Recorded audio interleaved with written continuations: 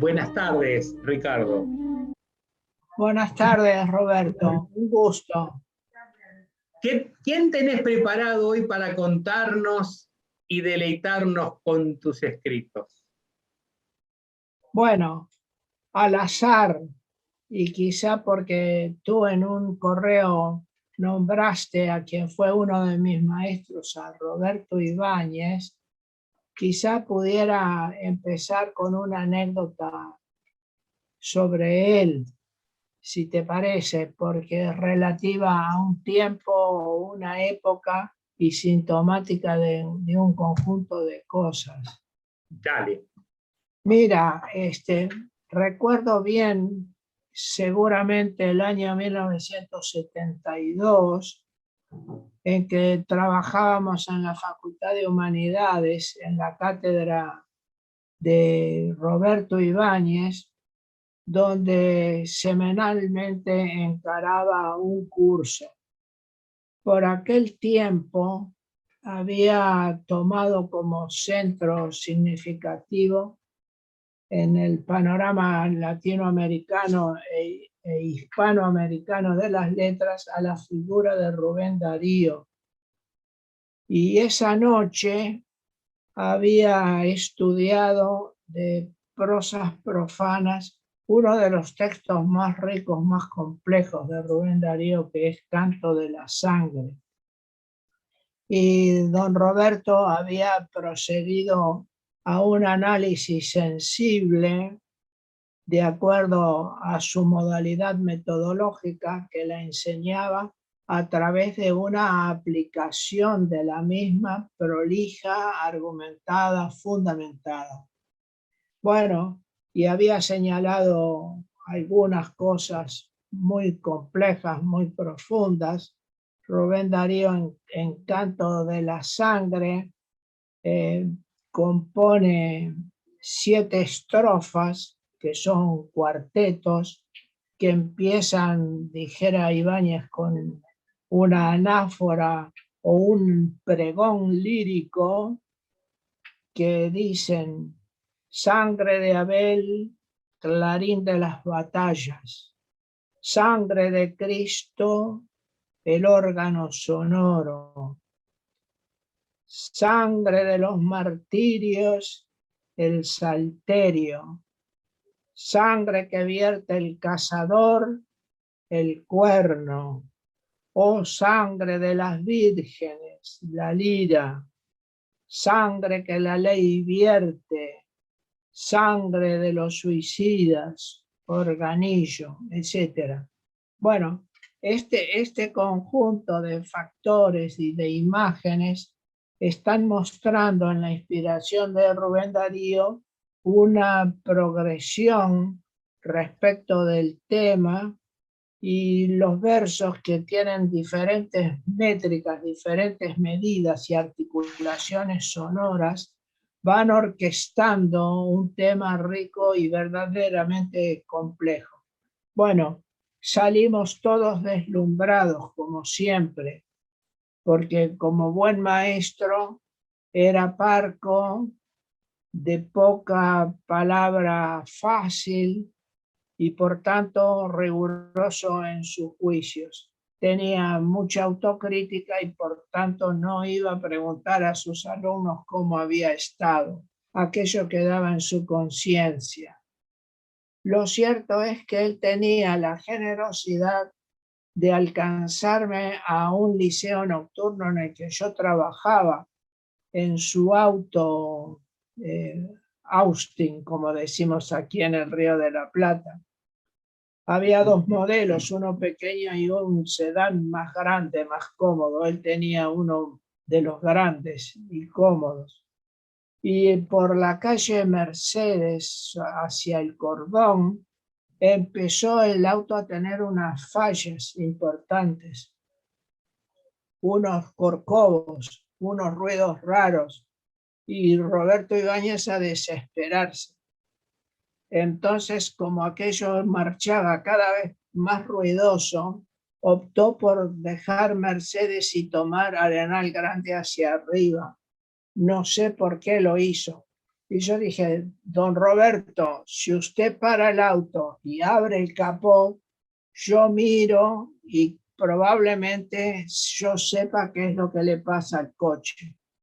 Para mí era evidente, de acuerdo a lo poco que sabía, que el auto venía en 3 cilindros y que fallaba por ese motivo, y que como había gases sin combustionar adentro del escape de tanto en tanto, había una explosión muy ruidosa que asustaba mucho, de manera que yo me bajé, levanté el capó, efectivamente había un cable en el aire, fuera del cabezal de la bujía.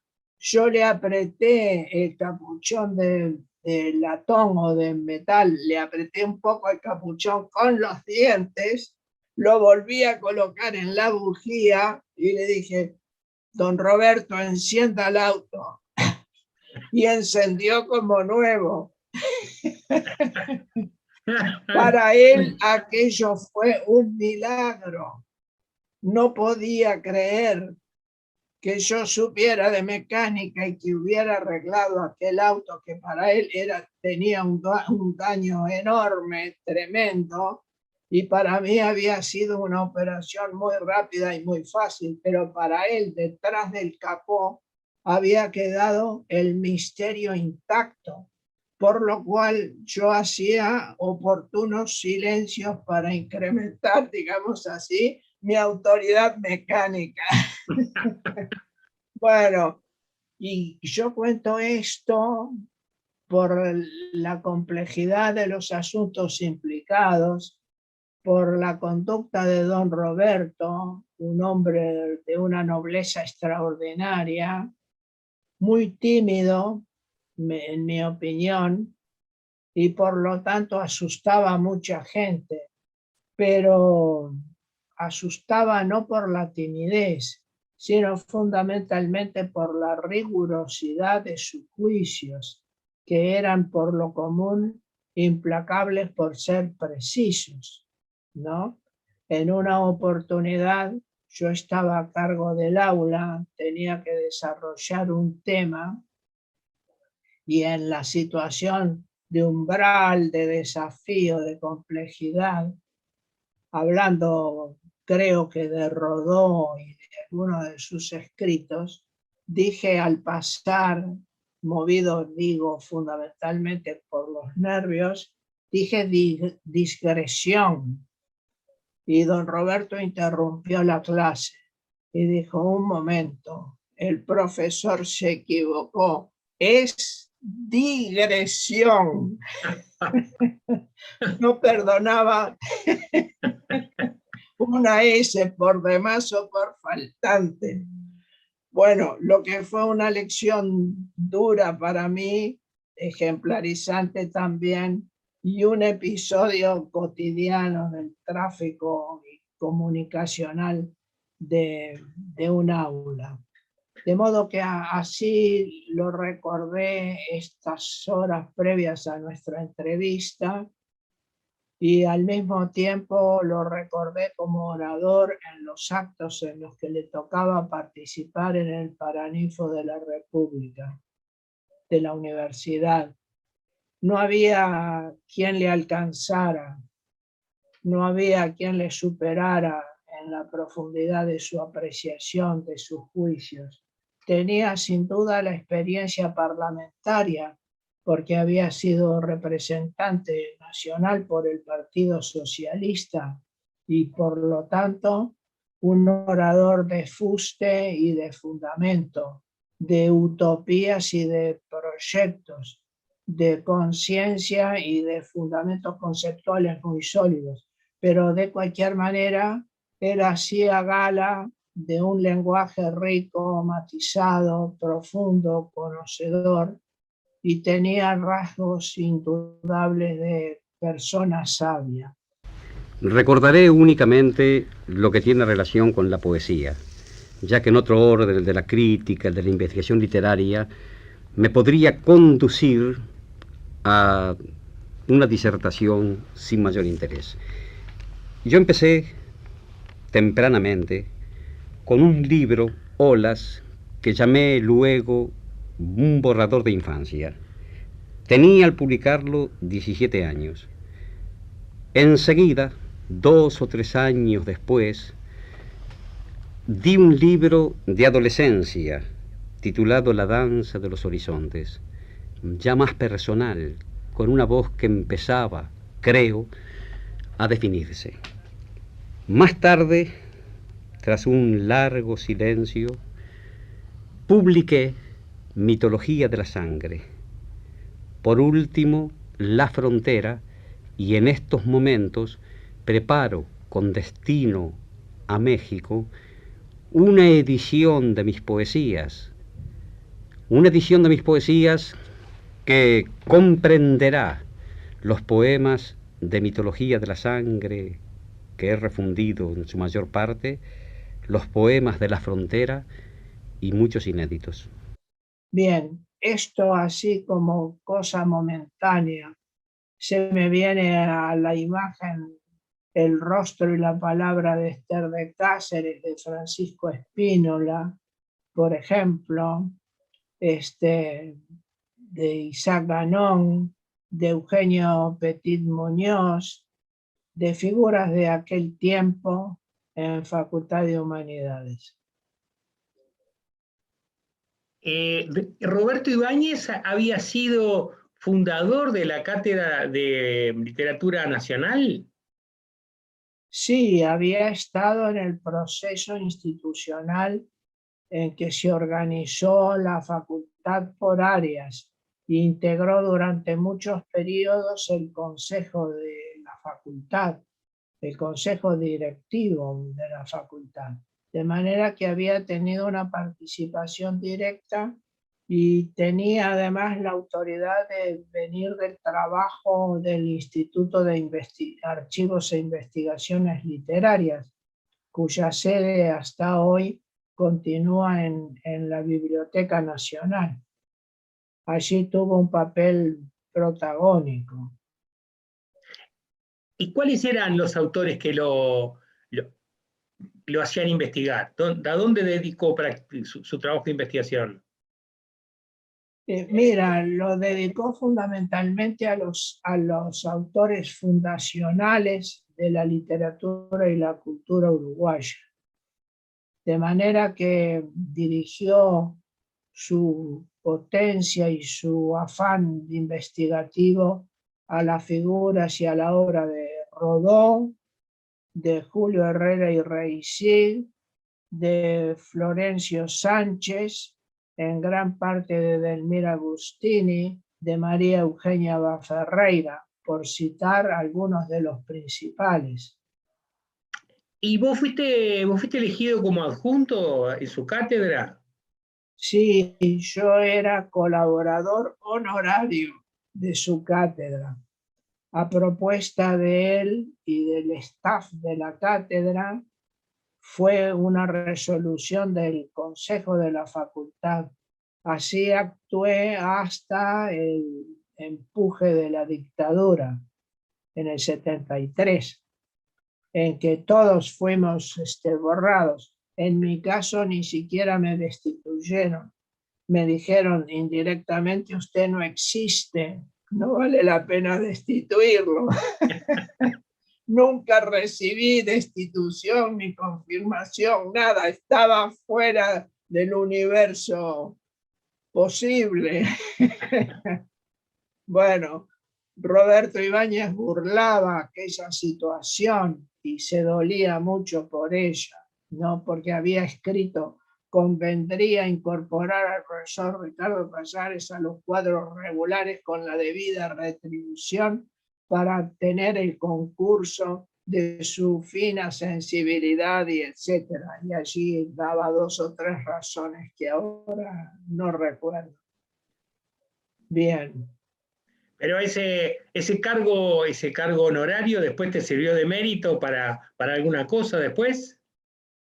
Sí, de mérito moral y para determinados tribunales. porque en la cultura uruguaya, hoy no quiero tocar el tema, en la cultura uruguaya, sobre todo en el mundo de las letras, o especialmente, el tema de los tribunales es muy discutible y discutido, y sus falencias, arbitrariedades o arbitrios dan para un proceso de reflexión muy complejo, muy amplio, que desemboca desde mi punto de vista y en primera instancia, desemboca en la necesidad de reconocer la inexistencia de una política cultural estable que daña profundamente al cuerpo académico y a la estructura cultural del país.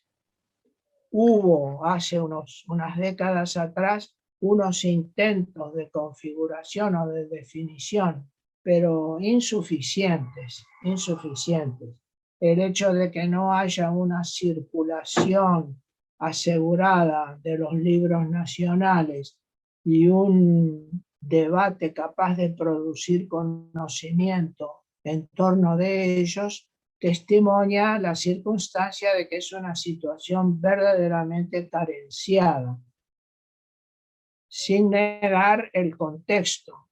Tú publicas un libro en Buenos Aires o en Montevideo y no lo puedes llevar a una ciudad ni a la otra porque incurres en contrabando. Y la importación o exportación es poco menos que imposible y costosísima. De manera que circulan en la maleta 1 o 2 ejemplares para los amigos o los allegados. Eso para mí testimonia claramente el proceso, la complejidad de la situación de la que hablo. Ricardo, volviendo un segundito a la historia de Roberto Ibáñez, y después del cierre de la facultad, lo seguiste viendo socialmente, te juntabas con él. ¿Cómo termina su vida, Roberto Ibáñez? Yo seguí vinculado con él, nos veíamos con frecuencia, era muy afectuoso con mis hijas, que por entonces tenían 9, 10 años, les regalaba, compartía el té o alguna torta en la mesa de mi casa, y siempre teníamos temas literarios de los que hablar o tareas que asumir, alguna corrección. Todavía estaban aquellos ejemplares que se editaban a mimeógrafo, y a veces me había pedido o me pidió que yo hiciera la corrección al trasluz para ver en las matrices si el picado era correcto. Recuerdo un libro sobre su esposa, sobre la poesía de Sara de Ibáñez, cuya corrección me costó muchísimo por el esfuerzo visual y físico. Y un día yo se la llevé y le dije, don Roberto, el libro ya lo corregí. Era esto que refiero en el año 1978, para ser más preciso, un poco antes del fallecimiento. Bueno, él lo revisó y a los 2 días me llamó y me dijo, Ricardo, te agradezco mucho el trabajo, pero quiero señalar algo. Faltó en la página número tal párrafo, tal línea, faltó un punto. No, te lo comiste. No. No. Sí. Tremendamente Por lo cual yo obsesivo. me sentí rezongado y cuestionado como corrector y demás, pero tenía eso, llamaríamos para entendernos, una preocupación exacerbada por la perfección, y quizá eso llevó a que su obra poética fuera escasa para lograr, o por el intento de lograr un nivel de perfección o de aceptación propia muy exigente, porque sin duda alguna fue un gran poeta, de obra breve, no más de 4 libros, pero valorado internacionalmente, mucho más que acá. Así que seguimos vinculados desde el punto de vista, digamos, de los centros comunes de interés en torno del mundo literario y de las actualidades o las realidades del país. ¿Y qué nos vas a leer, Ricardo? ¿Nos vas a leer algo de él o algo tuyo ahora? Entonces, yo pensé ilustrar algo de mi quehacer con un libro que para mí tiene interés, un libro del año 2010 que se llama Amante Geología y que es una especie de tratado sobre la piedra como símbolo. La piedra en las antiguas filosofías herméticas simboliza y representa la individualidad del sujeto, al ser, en la medida en que su individualidad es única y excluyente. Una no se parece a la otra. Y la amante geología es eso, una visión expandida acerca de algunos centros temáticos que están en torno de la tradición de la imagen de la piedra y de sus símbolos. Por ejemplo, un texto que se titula Con punta fina. Las aortas tienen vicisitud en constante energía de vertiente con filosos senderos muy opacos.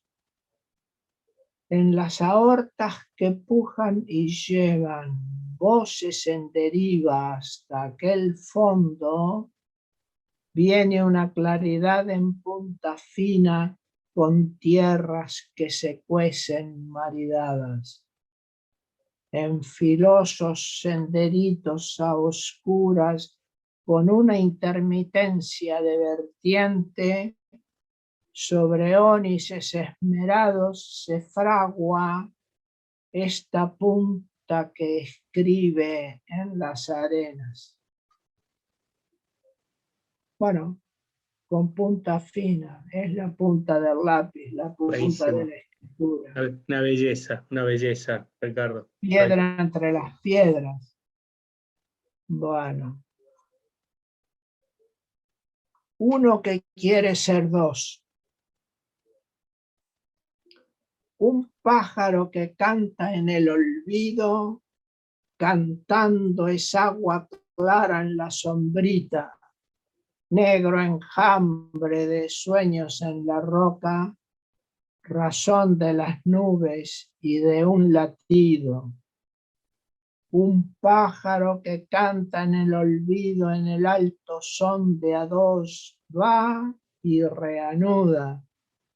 Blando enjambre en el sueño de la roca que encierra y niega lo que no se nombra.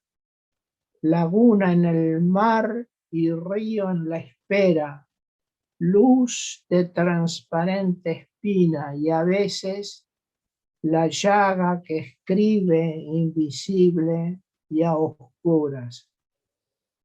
Bueno, yo creo que aquí está nuevamente el tema de la poesía y del arte, la búsqueda de la realización amorosa del universo y del propio sujeto, ya que ese pájaro que canta en el olvido, en el alto son de su canto, es el de a dos y va en búsqueda de la pareja, de la realización, de la multiplicación.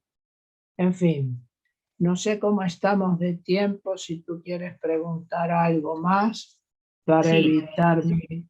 Sí, nos gustaría ver la carátula de ese libro y que nos leas un último poema para terminar esta primera serie.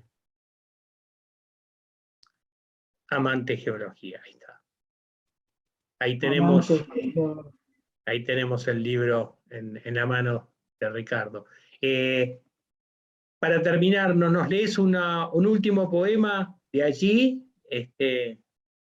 Para tener así una visión un poquito más profunda de lo que escribiste en el 2000, me dijiste, ¿verdad? Sí.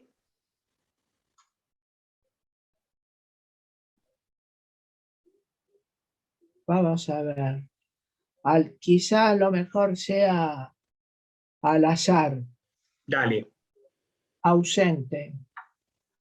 Lo no escrito tiene piedra angular, negro y blanco en intensa cordillera que avecina el sueño desorbitado, entre lo real y ya imaginado en las escrituras, letras, asientos, cuarzos texturados, plasma o papel, hay un vacío erguido en el silencio, una blanca medida augusta y floja que entre lo real y ya imaginado presiente la verdad y no se ve.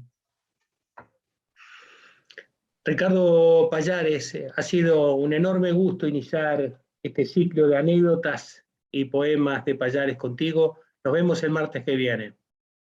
Muy bien, te agradezco mucho tu tiempo, tu interés en el asunto y te dejo con un saludo fraterno para el próximo martes.